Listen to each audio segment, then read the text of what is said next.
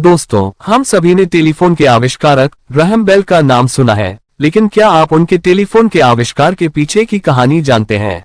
जानने के लिए हमारे साथ बने रहिए। सन 1876 में ग्राहम बेल ने टेलीफोन का आविष्कार किया, लेकिन उनसे भी पहले कई साइंटिस्ट और इंजीनियर्स दूरसंचार यानी टेलीकम्युनिकेशन के ऊपर काम कर रहे थे। जैसे रॉबर्ट हुक ने सन 1667 में स्प्रिंग टेलीफोन का आविष्कार किया, वही जो दो टिनों के बीच तारे जुड़ी होती है, जिसे आज भी बच्चे टेलीफोन खेलते हैं।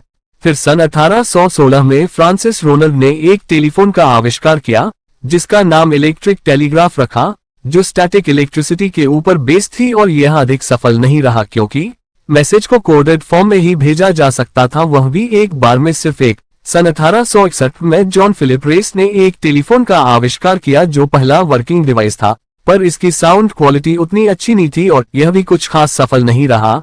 फिर एंटोनियो म्यूची ने सन 1871 में साउंड टेलीग्राफ नामक टेलीफोन का आविष्कार किया, लेकिन उसका टेलीफोन दुनिया के लिए फायदेमंद साबित नहीं हो पाया और उसके आविष्कार को पेटेंट नहीं दिया गया। सन 1876 में अलेक्जेंडर ग्राहम बेल ने टेलीफोन का आविष्कार किया और उसे पेटेंट भी दिया गया। चूंकि ग्राहम बेल को पेटेंट मिल गया, इसलिए उन्हें टेलीफोन का आविष्कारक कहा जाता है।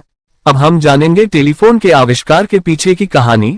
ग्राहम बेल का जन्म 3 मार्च 1847 को स्कॉटलैंड में हुआ था। अलेक्जेंडर की मां और पत्नी दोनों बहरी थी, जिस वजह से उन्हें ध्वनि विज्ञान यानी कि साइंस ऑफ साउंड में काफी रुचि थी। ग्राहम बेल को पूरा यकीन था कि टेलीग्राफ तार के जरिए ध्वनि के सिग्नल को एक जगह से दूसरी जगह भेजा जा सकता है, इसलिए उन्होंने इस पर शोध कार्य शुरू कर दिया। शोध कार्य के लिए उन्होंने अपने साथ एक सहायक थॉमस वाटसन को रखा, जिसने टेलीफोन की खोज के लिए ग्राहम बेल की काफी मदद की। 10 मार्च 1876 के दिन ग्राहम बेल अपने कमरे में और उनका सहायक वाटसन दूसरी मंजिल पर अपना काम कर रहे थे।